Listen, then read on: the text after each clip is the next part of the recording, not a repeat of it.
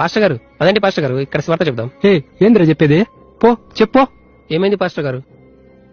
వాళ్ళు ముస్లిమ్స్ రా. అయితే బైబిల్లో యేసు సర్వలోకాలకు వెళ్లి సర్వ సృష్టికి సువార్త ప్రకటించమని చెప్పాడుగా. చెప్పారులేరా, కానీ మన టార్గెట్ హిందువులు మాత్రమే. ఎందుకో తెలుసా? తెలీదు. ఎందుకంటే హిందువుల్లో ఉన్నది సెక్యులరిజం. అన్ని మతాలు సమానమే, అందరి దేవుళ్ళు ఒక్కటే అనుకునే లక్షణం ఉండేది హిందువులకు మాత్రమే. బైబిల్లో సర్వలోకానికెళ్లి సువార్త చెప్పమన్నాడు. కానీ మనం కేవలం హిందువులకే చెప్తాం. ఒకవేళ ముస్లింస్ అయితే వారి వారి మతం పట్ల, దేవుడి పట్ల నిష్ఠగా ఉంటారు. అదే వాళ్ళ దగ్గరికెళ్లి మీ దేవుడు నిజదేవుడు కాదు, మా యేసు నిజదేవుడు అంటే బొక్కలు ఎంకలు ఇచ్చి పంపిస్తారు.